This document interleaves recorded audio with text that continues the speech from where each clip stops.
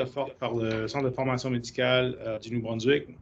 Il me fait grand plaisir aujourd'hui de vous présenter notre conférencier, un collègue, mais surtout un ami, le professeur Olivier Dupuis.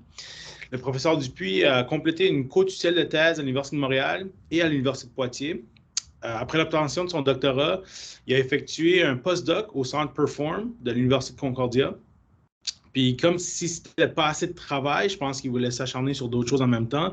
Il a continué à mener des recherches à l'Institut de cardiologie de Montréal et au Centre de recherche de l'Institut de gériatrie à Montréal. Présentement, le professeur Dupuis est maître de conférence à l'Université de Poitiers, professeur associé à l'École de kinésiologie et des sciences de l'activité physique de l'Université de Montréal et chercheur au laboratoire MOVE. Donc, en gros, ces deux axes de recherche sont les suivantes. Donc, la première, c'est l'optimisation de la charge d'entraînement, la récupération, la prévention du surentraînement chez les sportifs. Et le deuxième, sur ce qu'il va nous présenter aujourd'hui, c'est le rôle de l'exercice, en gros, sur le vieillissement cérébral. Donc, c'est sur ce qu'aujourd'hui que le professeur Dupuis va nous parler avec cette conférence qui s'intitule « Agir sur le vieillissement cérébral, les effets de la double stimulation physique et cognitive ». Donc, Oli, je te laisse la parole. Bon, super. Je vais juste commencer par partager pour être sûr que tout fonctionne bien sur le diaporama. Et puis, si tu peux juste me dire, Saïd, si on voit bien mon diaporama en entier. C'est bon? Oui, ça va, Ali. Ouais, super. Oui, bonjour à tous. Écoutez, merci Saïd et Florian pour l'invitation à donner cette petite conférence midi là. Donc au Centre de formation médicale du Nouveau-Brunswick. Donc bon, je remercie les autres personnes qui sont derrière et qui aident un petit peu à l'organisation de tout ça. Donc effectivement, voilà, je vais vous présenter quelque chose sur une de mes activités de recherche à l'Université de Poitiers sur la lutte contre le vieillissement cérébral et notamment par l'activité physique. Donc comme l'a dit Saïd, moi je viens plutôt du domaine de la physiologie de l'exercice. Mais voilà, dès mon doctorat, je me suis intéressé aux neurosciences et aux sciences cognitives. Et donc aujourd'hui, je vais particulièrement vous parler d'une double stimulation qui existe, qui peut être intéressante. Et donc on va parler un petit peu de tout ça. Avant tout, ce que je voulais faire, c'est partir d'un point de départ qui est assez récent. Il y a eu un rapport en France. Je vous parle de ce qui se passe en France et je pense que le parallèle se fait assez bien au Nouveau-Brunswick et en général au Canada.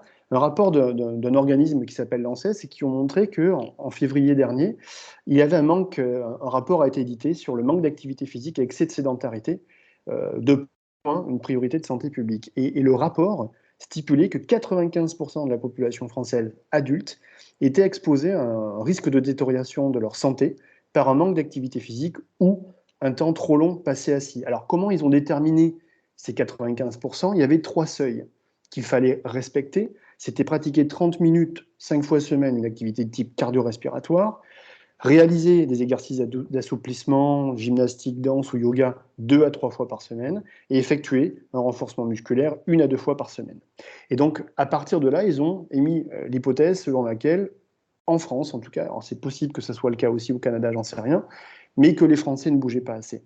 Alors que, aujourd'hui, nous savons, les évidences scientifiques sont là, on a énormément de bienfaits de l'activité physique connus sur notre santé. C'est-à-dire qu'il existe une multitude d'effets bénéfiques sur notre santé, va améliorer notre profil lipidique, notre système immunitaire, va améliorer tout ce qui va être autour du glucose et la sensibilité à l'insuline, améliorer notre profil tensionnel, améliorer notre indice de masse corporelle, et l'ensemble de ces choses-là, qui sont donc favorisées par l'activité physique, vont nous permettre de réduire la prévalence d'être atteint un jour d'un diabète de type 2, d'un type de cancer, de maladie cardiovasculaire ou d'obésité. Et ça, en termes de prévention primaire, voire en prévention secondaire, et le tout, bien sûr, va avoir un impact sur la mortalité. Donc je crois que c'est important de rappeler, à chaque fois qu'on doit faire du rayonnement et de la discussion scientifique auprès de la population, de dire que l'activité physique est bonne pour la santé. Les choses sont relativement bien connues. Alors aujourd'hui, je vais vous parler d'activité physique et de nos fonctions cognitives. Et on voit bien que le lien qui existe entre ces fonctions-là, il est multiple. Il y a énormément de questions qui se sont posées. Quel type d'activité physique? Quelle est la durée, la fréquence, les intensités? quelles sont les fonctions cognitives qui sont améliorées. Donc ce sont énormément de questions et la littérature, elle est énorme par rapport à ce sujet-là. Et si je peux me permettre, si vous êtes intéressé sur ce type de lien entre vraiment purement activité physique et fonction cognitive, je vous mettrai un lien d'une conférence que j'ai donnée en France il y a 1 an et demi uniquement sur ce sujet-là et qui vous montrera que les arguments sont là pour favoriser le travail de l'activité physique sur nos fonctions cognitives. Alors, qu'est-ce que c'est nos fonctions cognitives? Finalement, il en existe une certaine quantité qui nous permettent d'interagir avec notre environnement de manière complètement adéquate. Il y a l'attention, les fonctions exécutives, le langage, écrit ou verbal, la mémoire, la praxis, la gnosie. Et toutes ces fonctions nous permettent à tous les jours d'être complètement, en tout cas de fonctionner de manière complètement adéquate dans notre environnement. Mais de nombreux chercheurs se sont surtout intéressés aux fonctions exécutives. Alors, qu'est-ce que c'est les fonctions exécutives? C'est notre capacité à maintenir un ensemble approprié de résolution de problèmes pour réaliser un objectif futur. Donc, c'est une définition qui existe, il y en a plusieurs. Et parmi ces fonctions exécutives qui nous permettent d'être complètement adaptés à notre environnement, on va retrouver ce qu'on appelle la mémoire de travail, des processus d'inhibition et de flexibilité, voire même de planification. Donc, vous comprenez bien, les images parlent d'elles-mêmes, ce que veulent dire ces trois fonctions-là de type exécutive. Et ces fonctions-là, finalement, pourquoi elles sont si importantes que ça dans la vie de tous les jours? C'est qu'elles nous permettent, elles ont un lien, en tout cas, avec notre santé mentale, l'hygiène de vie, notre réussite académique chez les enfants ou les adolescents, la réussite professionnelle, la vie maritale, c'est d'ordre de santé publique, risque de chute lorsqu'on vieillit, et qualité de vie. Donc finalement, c'est important d'avoir des fonctions exécutives les plus performantes possibles. Attention, je ne mélange pas fonction exécutive et intelligence et quotient intellectuel. Hein. Je parle bien de fonctions qui nous permettent d'interagir de manière adéquate avec notre environnement. Et vous voyez pourquoi il est important de les avoir les plus performantes possibles. Et finalement, ma conférence va porter aujourd'hui sur la lutte contre le vieillissement.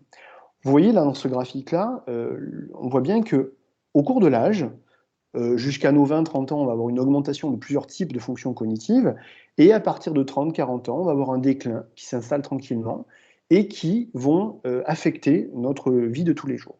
Et ce qu'on peut se rendre compte, c'est qu'en fonction du type de fonction, elles ne sont pas toutes altérées de la même manière par le vieillissement. C'est-à-dire qu'il y a des fonctions plutôt exécutives qui vont être très sensibles au vieillissement, et encore on le verra un petit peu plus tard, et des fonctions beaucoup plus automatiques qui, elles, ne le sont pas. Alors, que nous dit la littérature par rapport à ça? Là, je vous présente une diapositive, je ne vais pas rentrer dans le détail, mais vous voyez les effets rouges que je vous ai indiqués sont les fonctions cognitives altérées négativement par le vieillissement, et ce qui sera en violet, c'est que ce n'est pas encore clair. Alors, qu'est-ce qu'on peut voir? C'est que dans nos processus de mémoire, d'inhibition et de flexibilité, les choses sont relativement claires. Le vieillissement affecte négativement ces fonctions-là. Mais de manière générale, elles vont aussi le vieillissement va affecter aussi ce qu'on appelle notre mémoire à long terme, et tout ce qui est processus d'attention, semblerait-il, sont un petit peu moins affectés par le vieillissement, sauf à partir de 60-70 ans, où il peut y avoir un déclin beaucoup plus prononcé. Et l'ensemble de ces fonctions-là vont être aussi ralenties parce qu'on va avoir un ralentissement de ce qu'on appelle la vitesse de traitement. Et finalement, l'ensemble de la diminution de ces fonctions cognitives peuvent induire à une perte d'autonomie et on peut tomber dans un cercle vicieux. Alors, ce vieillissement cognitif, d'où vient-il? Là, ce que je vous présente comme graphique, c'est une figure d'une étude multicentrique qui vient de sortir il y a très peu de temps, où ils ont récupéré tous les IRM au niveau mondial, des équipes qui voulaient bien donner leurs IRM, sur les volumes cérébraux au cours de l'âge. Et donc on voit bien que pendant notre croissance, eh bien, tous les volumes cérébraux vont augmenter, mais qu'à partir d'un certain âge, on va avoir une diminution de nos volumes cérébraux. On va avoir ce qu'on appelle une atrophie cérébrale, et ce vieillissement cérébral qui est lié à l'âge va sous-tendre, va expliquer en partie le vieillissement cognitif. Alors, si je rentre un peu plus en détail, c'est quoi ce vieillissement cérébral? Eh bien, au niveau cellulaire, vous allez avoir un équilibre cellulaire qui va être altéré, on va avoir de plus en plus de morts neuronales, c'est-à-dire qu'on va perdre en neurones, on va avoir une altération de certaines autres structures du cerveau qu'on appelle les glis, on va avoir une diminution de notre capacité du cerveau à créer de la plasticité, à produire de nouveaux neurones. On va avoir aussi, du coup, un problème au niveau structurel, c'est-à-dire qu'on va avoir une diminution de vos niveaux cérébraux, du cortex préfrontal, et aussi des structures type hippocampique qui sont responsables de notre mémoire. Et au niveau fonctionnel, ce qui va arriver, c'est qu'on va tomber dans un hypométabolisme, c'est-à-dire que notre cerveau, au lieu de fonctionner naturellement, il va être en hypofonctionnement, surtout au niveau du cortex préfrontal. Et ce qui est important, c'est qu'au niveau fonctionnel, d'autres fonctions qui sont relativement importantes vont être altérées au cours du vieillissement, et notamment au niveau de l'apport en oxygène. C'est-à-dire que quand on est en train de faire une activité, pendant que moi je suis en train de vous parler, il y a sûrement, au niveau de mes régions corticales qui sont impliquées dans ce que je fais en ce moment, il y a un apport en sang qui va augmenter parce que j'ai besoin de vous parler, j'ai besoin de réfléchir à ce que je vous dis, et certaines régions ont un besoin en apport en oxygène plus important. Donc lorsque je fais une tâche cognitive, mon besoin en oxygène est important. Or, au cours du vieillissement, le débit sanguin vers le cerveau et cette utilisation de l'oxygène va être altéré par le vieillissement. Donc vous voyez finalement, de nombreux facteurs structurels, fonctionnels du cerveau vont expliquer pourquoi nos fonctions cognitives, et surtout nos fonctions exécutives, sont diminuées au cours de l'âge. Et vous l'avez compris, c'est relativement des fonctions importantes dans la vie de tous les jours. Mais il n'y a pas que des perturbations au niveau du cerveau qui peuvent expliquer qu'on a un vieillissement cognitif. On a aussi ce qu'on appelle un lien avec le cœur. C'est-à-dire que au cours de l'âge, on sait qu'on a un vieillissement qui s'appelle un vieillissement cardiovasculaire. On va avoir une diminution de notre activité de notre cœur à réguler notre pression artérielle. Lorsque, par exemple, je vais me mettre debout, ma pression artérielle va changer, mon cœur va se réguler. Et toutes ces fonctions-là vont diminuer. Alors souvent, c'est associé à une diminution du parasympathique, une augmentation du sympathique, et qui font que cette modification-là, elle est le reflet d'une perturbation, d'une altération de certains circuits neuronaux. Et cette altération-là, de ce fonctionnement cardiovasculaire, peut aussi expliquer un vieillissement cognitif accentué. Okay. Alors, ce que l'on peut voir, c'est que dans la vie de tous les jours, il existe d'énormes différences interindividuelles. Vous voyez sur ce graphique-là, ce sont les trajectoires, plusieurs trajectoires de l'intégrité du cerveau d'une personne à l'autre. En rouge, on voit une trajectoire normale, donc on a un vieillissement normal qui est, mais on voit bien qu'en violet, c'est un exemple d'une personne qui va avoir une trajectoire accélérée. Alors, que se passe-t-il? Pourquoi? Mais finalement, ce qu'il faut savoir, c'est qu'au cours du vieillissement, si vous regardez ce graphique de gauche, au cours de l'âge, j'ai ce qu'on appelle une réserve cognitive. Et lorsque je suis en train de grandir, que je suis enfant, adolescent, jeune adulte, le fait de réaliser une tâche cognitive me demande finalement peu de ressources parce que j'ai une grande réserve cognitive. Et au cours du vieillissement, si vous regardez le graphique de gauche où c'est marqué idéal, au cours du vieillissement, j'ai une diminution de mes ressources cognitives, mais néanmoins, je ne passe pas en dessous de ce que me coûte le fonctionnement cognitif de tous les jours. Par contre, si on tombe dans un vieillissement accéléré, vous voyez ici, à un moment donné, mes ressources cognitives sont moins importantes que ce que me coûterait de réfléchir ou de me déplacer dans la vie de tous les jours, et c'est là où, effectivement, vous avez une perte d'autonomie importante. Alors, que faut-il faire pour qu'on ait une réserve cognitive la plus importante au cours de l'âge? Eh bien, je crois que la figure que je vous présente le résume très bien. C'était une première page d'un journal qui s'appelle Nature et qui avait écrit en anglais « Activity is the best medicine ». L'activité est la meilleure des médecines. Et un peu plus bas, ils avaient expliqué en quoi l'exercice, les interactions sociales, l'alimentation nous permettaient de réduire un déclin cognitif accéléré, voire de diminuer la prévalence de maladies neurodégénératives. Et ce qu'on en retrouve comme stratégie, il y en a de nombreuses, il existe 3 stratégies. Il y a l'entraînement physique, il y a l'entraînement cognitif, et il y a ce qu'on appelle l'entraînement en double tâche. Et je vais essentiellement focuser sur cette dernière partie dans cette conférence. Et finalement, je vous présente ça parce que je suis tombé sur cette diapo, cette information il n'y a pas si longtemps que ça, dans un journal de vulgarisation scientifique, qui listait quelles étaient les habitudes qui étaient bonnes pour notre cerveau. Il y avait marqué « Restez engagé socialement, arrêtez de fumer, trouvez des moyens pour stimuler votre cerveau, gérer le stress, restez physiquement actif dormez suffisamment, adoptez un régime alimentaire sain et contrôlez votre tension artérielle et votre taux de sucre dans le sang. Voilà ce qui était expliqué. Alors, je reviendrai après là-dessus. Alors, si je reprends la littérature, je vais aller très vite sur l'entraînement physique et cognitif parce que je vous l'ai expliqué, si vous avez des informations, j'ai un autre support qui vous permettra d'y répondre. Mais que savons-nous du bienfait de l'activité physique seule sur le cerveau? Je ne vous apprends rien. On sait que l'activité physique va être bonne sur notre système neurocardiovasculaire, notamment sur la régulation de notre pression artérielle, sur notre profil tensionnel. Et tous ces mécanismes-là vont être améliorés positivement par l'activité physique. Ce qui est intéressant, c'est que à l'heure actuelle, nous savons que l'activité physique, plusieurs types d'activité physique ou de pratiques d'activité physique, vont nous permettre d'avoir un effet positif sur notre fonctionnement cérébral, c'est-à-dire qu'on va libérer de nombreux facteurs de croissance au cours de l'activité physique qui vont permettre d'avoir plus de neurones, plus de synapses, c'est-à-dire de la communication entre nos neurones, plus de vaisseaux sanguins et une meilleure intégrité de nos structures cérébrales, matière blanche, matière grise. Et l'ensemble nous permet d'avoir une augmentation de notre apport en sang au niveau du cerveau. Et le tout, l'ensemble de ces mécanismes, font que nous avons une amélioration très importante, ou un plus importante des fonctions exécutives, mais également de la mémoire et de la vitesse de traitement. Qu'en est-il de l'entraînement cognitif? Ce qu'il faut savoir, c'est qu'il y a plusieurs théories, donc le phare transfert ou le linéaire transfert, qui fait que si une personne âgée fait un entraînement cognitif, des mots croisés, bon, peu importe, potentiellement, ils peuvent améliorer leur fonctionnement cognitif. Ce qui est le cas, c'est que toutes les publications scientifiques qui ont essayé de voir est-ce que l'entraînement cognitif améliorait vos fonctions cognitives, oui, sauf que elle entraîne surtout les fonctions cognitives que vous avez entraînées. Et ce qu'il faut savoir, c'est que l'entraînement le plus efficace pour améliorer nos fonctions cognitives lorsqu'on fait un entraînement cognitif, c'est un entraînement où on va solliciter nos fonctions exécutives et multidomaines, c'est-à-dire qu'on ne va pas faire qu'une même fonction dans cet entraînement cognitif-là. Ça, c'est super important.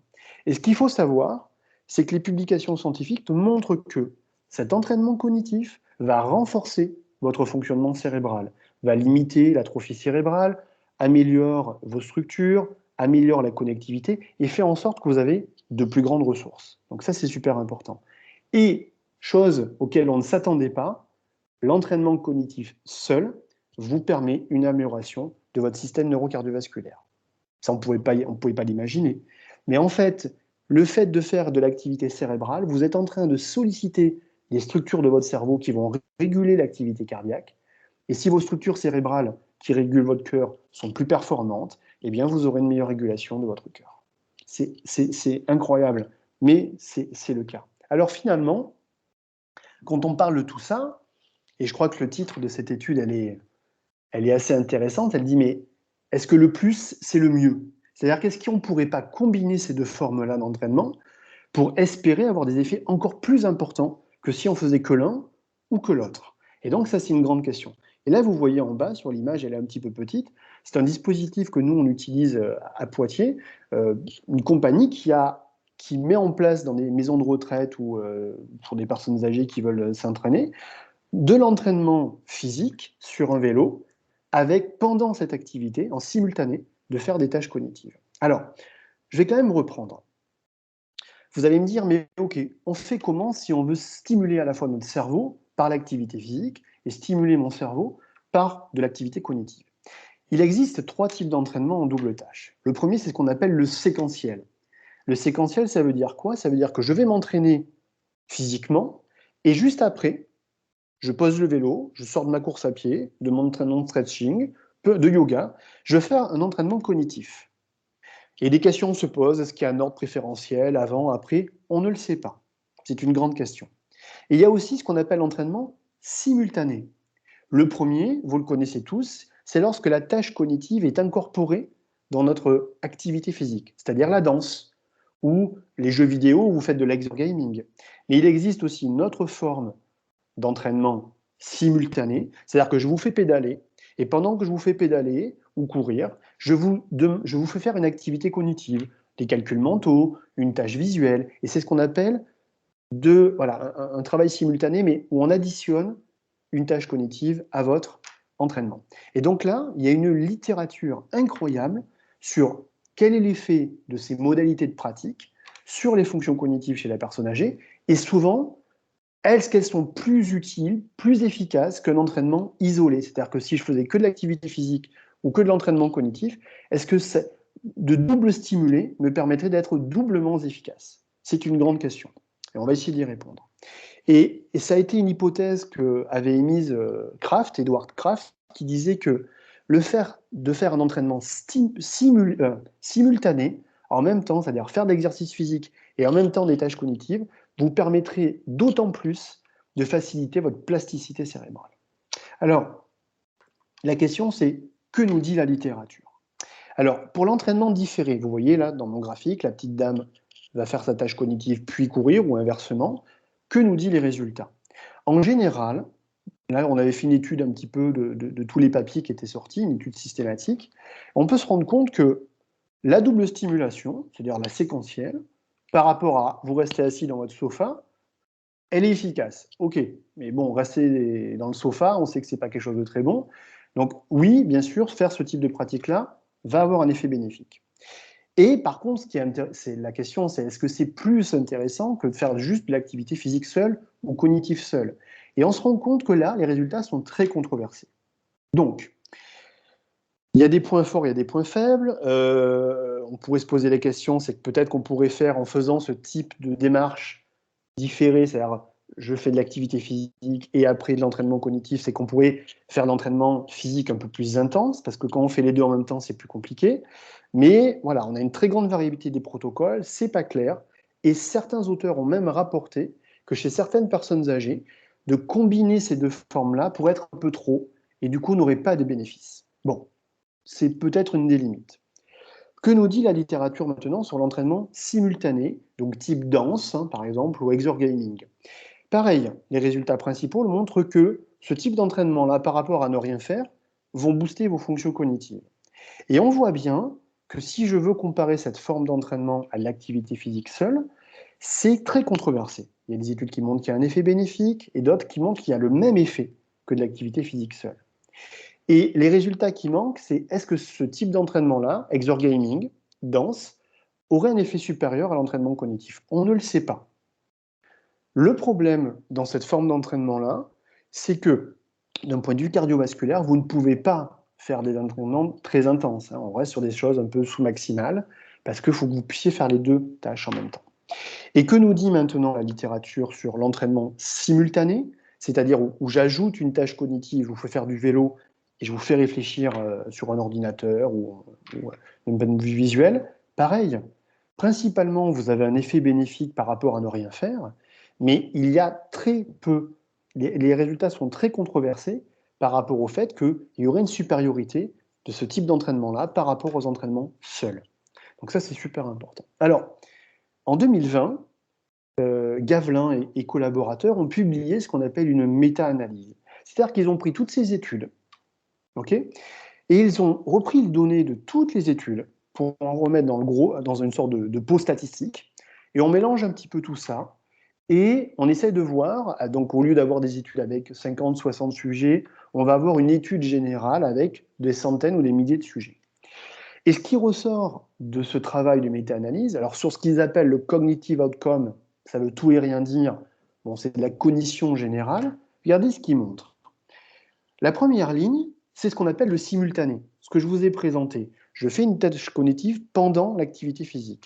Vous avez un effet sur votre cognition d'une plus grande amplitude. L'entraînement qui vient juste après, c'est le séquentiel. Vous avez un effet un petit peu moins important que le simultané. Le CT, c'est l'entraînement cognitif, qui fonctionne bien, mais vous voyez que par rapport aux autres, bon, il y a un effet, mais bon, voilà. L'entraînement physique seul, il y a un effet positif, mais de plus petite amplitude. Vous voyez ce qu'il y a écrit là, c'est l'exergaming. Et l'exergaming, c'est celui qui produit le moins d'effets positifs sur les fonctions cognitives. Et vous savez pourquoi? Moi, je suis le premier à pousser les gens à faire voilà, de la Wii, de faire des jeux vidéo, de la réalité virtuelle. Sauf que potentiellement, à l'heure actuelle, ce qui a été fait dans les publications scientifiques, c'est que la demande cognitive sollicitée n'est pas suffisamment importante. Et si on ne vous stimule pas assez, vous n'aurez pas d'effet bénéfique sur votre cerveau. Alors, qu'est-ce que nous dit ce graphique-là? C'est que potentiellement, simultané pourrait avoir un effet supérieur aux autres formes. C'est-à-dire, je fais une tâche cognitive pendant que je fais une activité cardiovasculaire. Et donc, ce qui m'amène à vous présenter, parce que je me suis dit, tant qu'à faire, présenter quelque chose de plus concret, et de vous montrer une étude qui est en révision en ce moment dans un journal, d'une étudiante au doctorat qui vient de terminer, Manon, que je remercie en passant parce que je me suis permis de récupérer beaucoup de diapositives qu'on avait construites pour sa soutenance de thèse. Et c'est un petit peu la concrétisation finalement de ce que je vous dis théoriquement. Là, on a utilisé ce qu'on appelle le vélo cognitif. C'est un vélo, vous voyez à droite, où la personne âgée est en train de pédaler, pendant laquelle elle fait des tâches cognitives sur un écran d'ordinateur. Et ce que l'on a fait, c'est qu'on a recruté une certaine quantité de personnes, donc on a perdu beaucoup de sujets à cause du Covid, bon, peu importe. Les gens sont venus au laboratoire, on leur a fait faire une batterie de tests cognitifs et cardiovasculaires, avec voilà, des évaluations que l'on fait habituellement lorsqu'on fait ce type de protocole. On a mesuré les fonctions exécutives, la mémoire, la vitesse de traitement, la cognition globale. On leur a fait faire aussi, on a mesuré un peu ce qui se passait dans le cerveau au niveau de l'oxydation cérébrale et des mesures cardiaques, hein, par rapport à ce que je vous ai dit au début. Ils ont fait 12 semaines d'entraînement et ils sont venus 2 fois au laboratoire pendant 30 minutes. Un groupe faisait de l'entraînement physique seul, c'est-à-dire 30 minutes autour de 60% de leur fréquence cardiaque max uniquement. Il y avait un groupe qui faisait que de l'entraînement cognitif, 30 minutes aussi en sollicitant différentes fonctions exécutives. Et on avait un groupe qui faisait la même chose à l'identique que les autres deux groupes, mais en même temps. Donc ils pédalaient à 60% de leur FC max et ils faisaient les mêmes tâches cognitives que le groupe entraînement cognitif. Okay, et après ces 12 semaines d'entraînement, ils revenaient au laboratoire et on les évaluait sur les mêmes fonctions exécutives avec les mêmes appareils au niveau du cerveau et au niveau cardiovasculaire. Et les résultats que l'on observe, c'est que après ce programme d'entraînement, uniquement le groupe qui a fait la stimulation double, c'est-à-dire cognitive et physique en même temps, ont une amélioration d'une mesure du cœur qui explique que votre pression artérielle est bien régulée. Et uniquement ce groupe-là. Les deux autres groupes, il n'y avait pas d'amélioration. Et de manière assez intéressante, on a observé que uniquement ce groupe qui avait fait de la double stimulation après le programme d'entraînement avait amélioré leur fonction cognitive, mais uniquement sur ce qu'on appelle l'inhibition, que je vous ai présenté tout à l'heure. On voyait la petite fille là qui avait un petit biscuit devant elle. Bon, c'est pas très bien choisi comme image, mais voilà, on inhibe des réponses automatiques. Et ces fonctions-là sont relativement importantes dans la vie de tous les jours. Et c'est uniquement ce groupe qui avait amélioré ces fonctions-là. Et ce qui est intéressant, c'est que les deux choses dont je vous parle sont corrélées. C'est-à-dire que les gens, après ce programme d'entraînement, qui ont eu une amélioration très importante au niveau du cœur, de la régulation de la pression artérielle, sont ceux qui avaient amélioré le plus leur performance de type inhibition. Donc les mécanismes étaient liés et, vous comprenez bien, reprenez un petit peu ce que je vous ai raconté tantôt sur le lien qu'il y avait entre le cœur et le cerveau. Alors, pourquoi cette fonction-là est très sensible? J'ai des collègues à Poitiers ou en France qui ont déjà publié sur ce mécanisme-là. Est-ce que c'est une question? Est-ce que ce sont des fonctions qui sont un peu plus sensibles à l'activité physique? Est-ce qu'elles sont plus plastiques? C'est une grande question.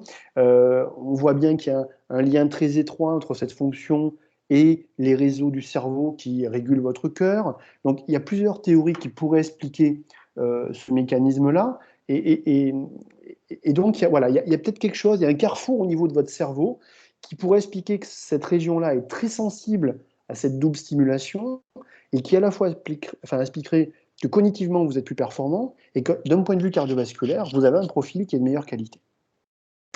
Alors finalement, d'un point de vue plus générique, et c'est relativement important, et je vais terminer dans pas longtemps sur ce sujet-là, quelles sont les conséquences à long terme de ce type d'activité physique là, et combinée à l'activité cognitive sur notre santé mentale? Et ce qu'il faut savoir, c'est que les papiers sont là, je veux dire, il n'y a plus besoin de trop réfléchir.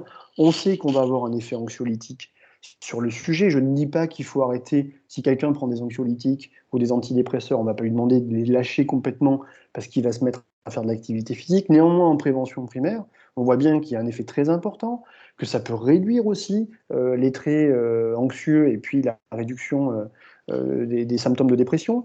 Mais ça joue aussi sur un aspect très important, la réduction du stress perçu. Vous savez que c'est la maladie du siècle, le stress. Et puis surtout, ça va améliorer ces sensations de bien-être. Alors, à partir de quand on observe ces résultats? Je vais le dire très rapidement. Je veux dire, dès le fait que vous allez faire de l'activité physique aujourd'hui, ces bénéfices, vous les allez avoir à court terme.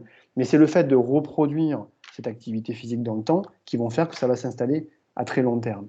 Et pour terminer, je voudrais revenir du coup sur cette diapositive qui me paraît importante.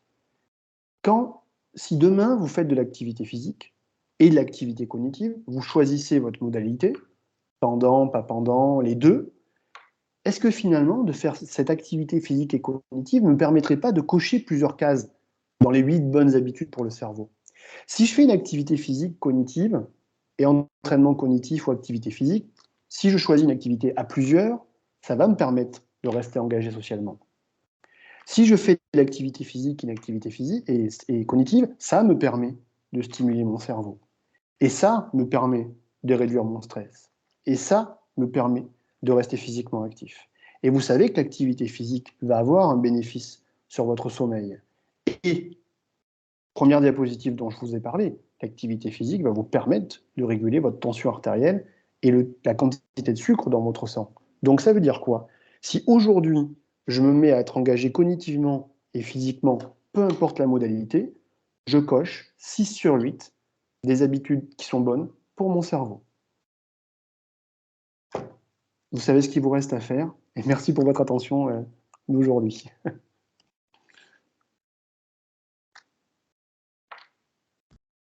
Excellent. Ali, très, très intéressant ta petite diapo à la fin sur il faut rester actif cognitivement et physiquement et ça coche 6 sur 8. C'est très intéressant. J'ouvre la porte maintenant pour des questions, commentaires pour le professeur Dupuis, si vous n'avez. Oui, Mathieu? C'est comme une habitude, là, où je lance la période de questions. Merci beaucoup, professeur Dupuis. C'était fort intéressant. La présentation m'a tenu captivé là, tout au long. C'était super. J'ai juste une petite question par rapport au travail de votre étudiante au doctorat, là, où on voyait que la double tâche, là, ou l'exercice puis la cognition en simultané, c'est le seul type d'entraînement qui, dans votre expérimentation, menait à une amélioration. Je me demandais, les figures semblaient suggérer que les gens de ce groupe-là partaient quand même de plus loin, comme s'ils avaient leur niveau de cognition ou tâche exécutive au début était peut-être moins bonne que les autres participants des autres groupes. Puis je me demande si vous avez ajusté pour ça. Non, mais il n'y a pas de différence. Enfin, bon, c'est peut-être les graphiques ou l'échelle qui montraient ça, mais à baseline, en fait, il n'y a aucune différence sur aucune tâche cognitive entre les groupes. Alors, c'est peut-être l'échelle qui faisait penser ça.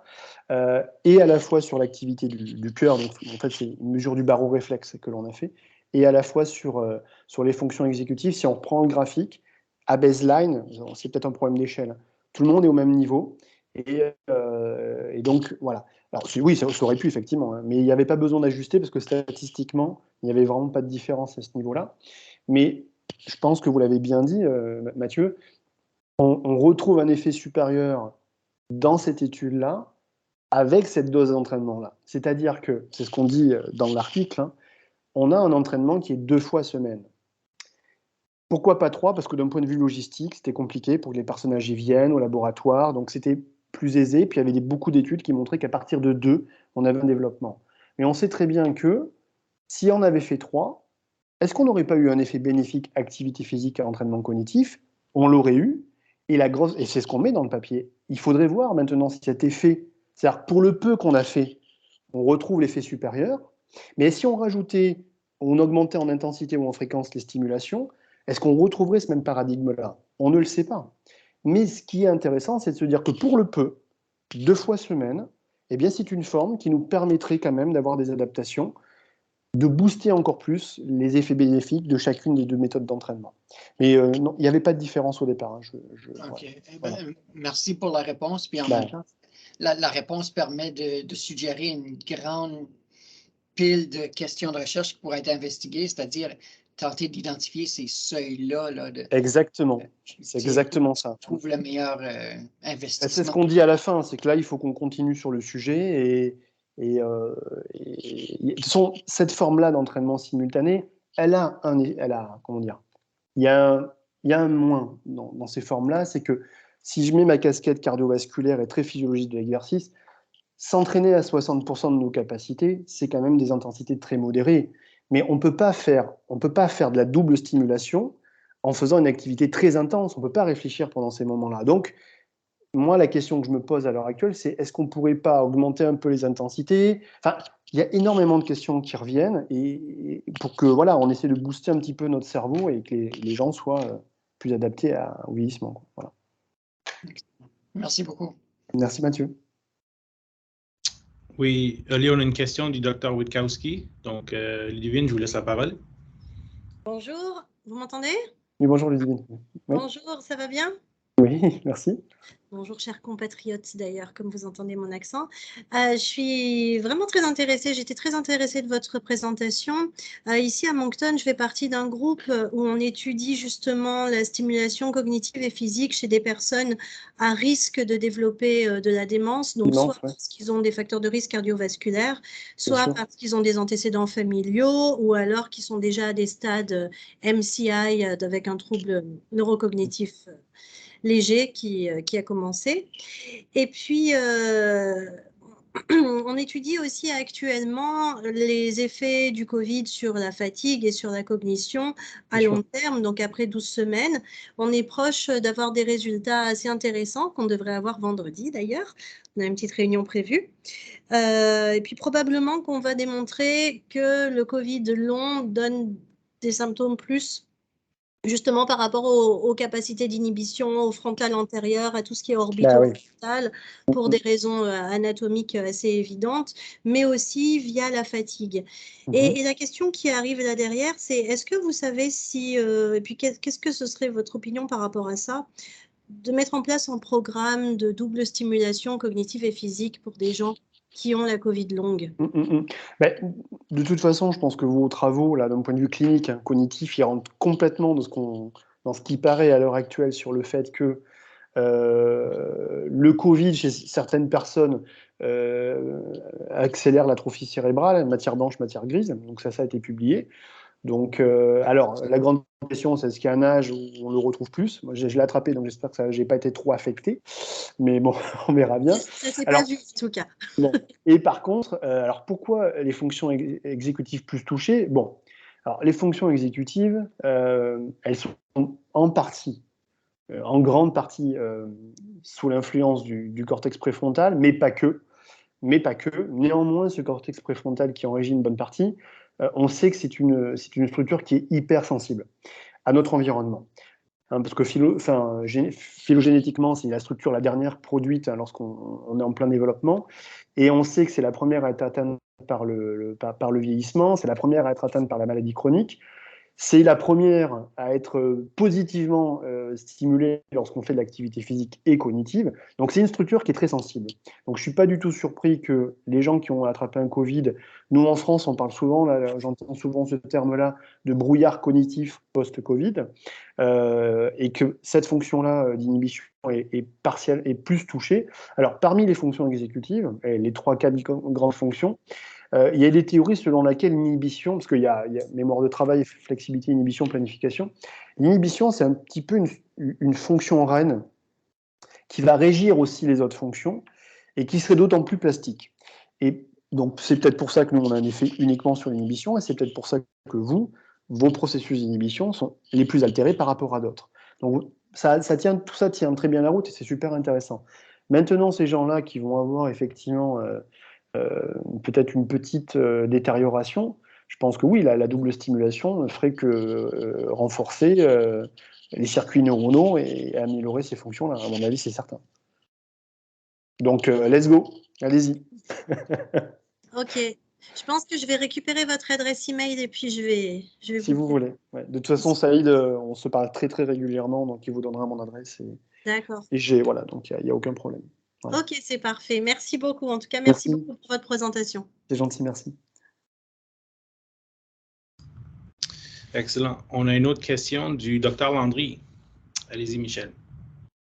Bonjour, merci professeur Dupuis, excellente présentation. Moi, j'ai une question par rapport à les antécédents des personnes, si certaines personnes vont répondre plus favorablement. Est-ce que comme les personnes qui étaient plus actives à jeune âge, qui ont plus une capacité cognitive importante à jeune âge, est-ce qu'ils vont avoir plus de réactivation de la mémoire qui va faire en sorte qu'ils vont répondre plus facilement, rapidement, ou est-ce que ça n'a aucune influence, les antécédents, si quelqu'un n'a jamais été actif ou n'a jamais eu son niveau de cognition n'a jamais été, disons, très stimulé dans le passé, il va réagir aussi rapidement ou peut-être mieux? Alors, de toute façon, merci pour votre question. Hein. De toute façon, les choses sont relativement bien connues. C'est que une personne âgée qu'on testerait aujourd'hui ses fonctions exécutives ou cognitives de manière générale et qui a été active tout au long de sa vie aura de meilleures performances cognitives. Ça, c'est certain. La question, c'est maintenant, je prends un exemple très concret, je suis actif toute ma vie jusqu'à 40-50 ans, puis pendant 10 ans, je fais rien, et puis je vais refaire de l'activité physique. Est-ce que mes fonctions vont être plus rapidement adaptables, moins adaptables? Si j'ai déjà un très bon niveau d'activité physique, c'est un autre point de vue ça, si j'ai un grand niveau d'activité physique, est-ce que je vais être... Ce qu'on voit dans la littérature, c'est quelqu'un qui part, qui est sédentaire, versus quelqu'un qui est actif. Donc de base, ils n'ont pas le même niveau de performance cognitive.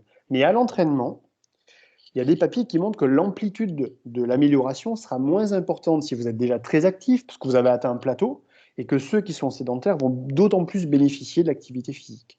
Mais de base, déjà, ces deux groupes-là, cognitivement, ne seront pas performants de la même manière. Donc, moi, je pense que ce qu'il faut, c'est que... Enfin, le message qu'on doit faire passer, si on doit avoir une petite casquette clinique, hein, c'est de se dire, bon, mais soyez le plus actif possible, choisissez les modes d'activité physique qui vous intéressent le plus, faites quelque chose de manière régulière. Et voilà, ce qui serait le mieux de ce que l'on voit dans la littérature, c'est de ne jamais vraiment arrêter d'être actif tout au long de sa vie. On sait très bien qu'on a tous des trajectoires de vie complètement différentes et que bah, des fois, on ne peut pas. Mais voilà. Donc la réponse à l'entraînement, semblerait-il, va être plus importante chez quelqu'un de sédentaire que déjà quelqu'un d'actif, parce que bah, c'est une sorte de plafond. Hein. Mais de toute façon, tout le monde va en bénéficier et puis voilà, ça fera du bien aux gens. Quoi. Merci. Merci pour votre question. Excellent. On a une question, Ali, de Dominique Deslandres. Oui, merci Olivier pour ce topo fort intéressant. Tu sais que je travaille en centre de rééducation, il y a des protocoles, enfin je ne pense pas que ça soit encore vraiment formalisé, qui puissent éventuellement être adaptés dans un centre de rééducation pour des patients souffrant de maladies neurodégénératives ou des patients ayant eu des accidents vasculaires cérébraux. Ça peut être très intéressant effectivement de coupler une action cognitive et physique. Et dans un centre de rééducation, effectivement, ça pourrait être bien d'avoir des protocoles un peu spécifiques dans ce cadre. Et il y a des choses qui n'existent pas encore, visiblement. Alors, si tu veux, je me permets de te tutoyer parce qu'on se connaît bien, c'est en train de se développer. Je veux dire, nous, c'est une compagnie avec laquelle on a travaillé, qui est implantée à Limoges, à côté de Poitiers, qui font ce type de travail-là. Alors, plutôt maison de retraite et puis, population générale. Donc oui, je pense que ça devrait être implanté. Il n'y a pas que eux, hein, il y a d'autres systèmes qui existent en France et sûrement au Canada, si on cherche bien, il doit y avoir aussi. Le logiciel sur la tablette, c'est quelque chose de connu. C'est ce qu'on appelle, c'est le programme Happy Neuron qui existe et qui est déjà commercialisé. Je crois qu'il y a un accès gratuit à ça. Donc rien n'empêche de le faire. Ce qui me fait juste penser, tu vois, je ne veux pas me tirer une balle dans le pied, hein, mais je pense que j'aime bien être relativement honnête avec tout ça. C'est que pour moi, dans le travail de réadaptation cardiovasculaire et même stimulation cognitive, en plus j'ai publié ce sujet-là avec Saïd, ce qui va stimuler d'autant plus tes fonctions cognitives, c'est du travail à plus haute intensité. Donc quand tu fais malheureusement de la double stimulation, tu vas booster d'autant plus, mais si tu regardes juste le côté cardiovasculaire, tu t'entraînes autour de 60% de tes capacités. Donc je pense qu'il faut faire de la double stimulation cognitive, mais garder en tête qu'à côté, tu vois, sur des jours suivants, garder quand même un travail un petit peu plus à haute intensité pour lequel tu ne pourras pas faire de tâches cognitives. Donc, toi, je pense que c'est un mix un petit peu. Toi, c'est les études qui arrivent. C'est-à-dire que, bon, bah là, avec Saïd, par exemple, et sur Poitiers, c'est des questions que je suis en train de me poser. C'est-à-dire que, bon, finalement, c'est super intéressant. On voit bien qu'il y a un effet supérieur, mais n'oublions pas qu'on est à des intensités physiques sous maximales. Est-ce que si on rajoutait pas du haute intensité, est-ce qu'on pourrait pas encore plus booster, tu vois? Donc oui, je te confirme qu'il faudrait l'utiliser. On sait très bien que pour la plasticité cérébrale post-infarctus, post-AVC, tu sais très bien que tu vas avoir une angiogénèse qui va s'installer. Et comme le disait la théorie de Kraft, hein, c'est-à-dire que quand tu fais de l'activité physique, donc tu vas libérer tous ces facteurs de croissance qui vont faire ton capillaire sanguin, tes capillaires sanguins vont être meilleurs de qualité dans ton cerveau. Et en plus de ça, vu que tu es en train de faire une tâche cognitive, tu renforces les circuits neuronaux qui sont impliqués dans la tâche que tu es en train de faire. Donc, après, tu vois, c'est une bonne question. Tout dépend de l'atteinte au niveau de l'AVC, quelle région a été impactée, parce qu'il y a peut-être des régions plus sensibles que d'autres. Voilà. Mais ça, c'est une question. Et on a les limitations physiques qui parfois nous empêchent effectivement d'avoir un niveau d'activité suffisamment élevé, quoi. Ouais, oui. Intéressant. Intéressant voilà. En tout cas. Merci. Merci. À plus. Excellent. Ali, on a une question du docteur Benamor. Donc, Mouna. Oui, bonjour, je suis Unicienne à Moncton ici, puis merci pour la présentation. J'ai une question pour vous. Avez-vous ou êtes-vous au courant qu'il y a des études de génotypage comme des gènes de susceptibilité ou des locus qui sont associés plus à une réponse cognitive favorable avec l'exercice? Est-ce qu'il y avait des corrélations qui ont été faites dans ce sens chez ces patients-là?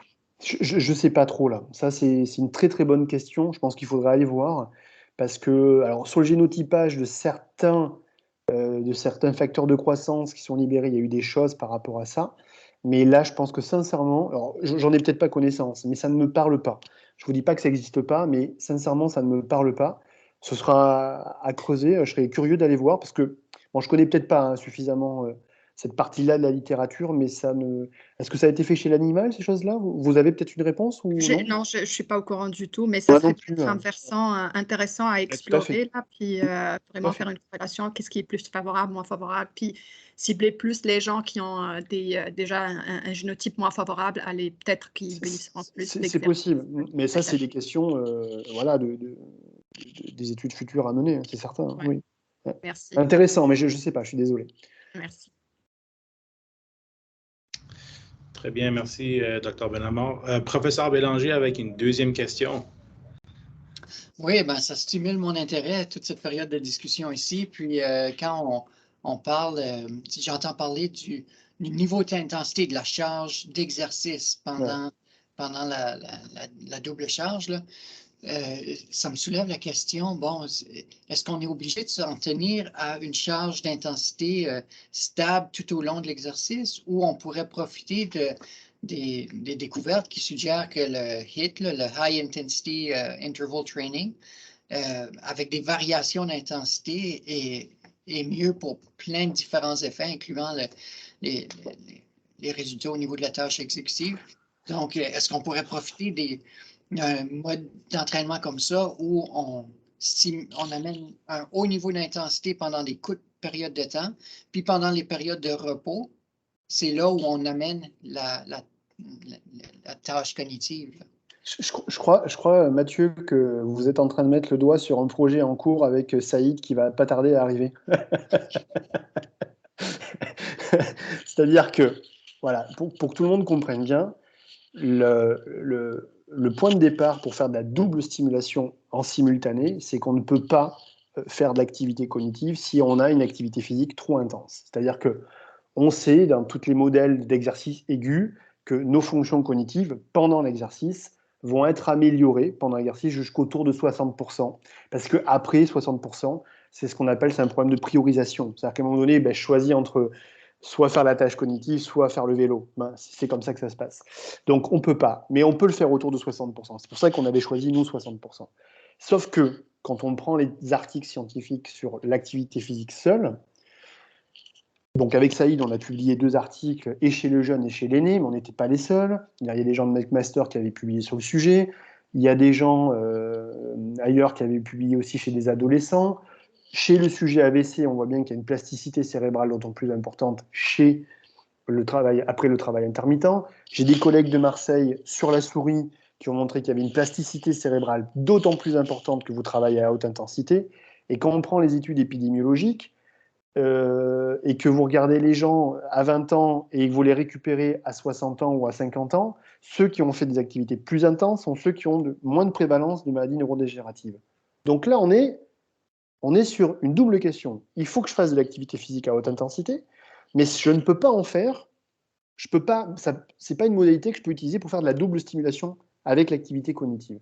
Donc, c'est une question que je me pose en ce moment, moi, à Poitiers, et que j'en ai parlé à mon directeur et j'en ai parlé à Saïd, se dire, voilà, est-ce qu'on ne pourrait pas trouver une manière de combiner, soit dans le séquentiel HIT plus cognition, ou est-ce que, donc en fait, je me permets de te tutoyer, Mathieu, hein, mais tu es en train de mettre le doigt sur une question de recherche qu'on va vouloir développer entre nos 2 laboratoires, donc on est en plein dedans.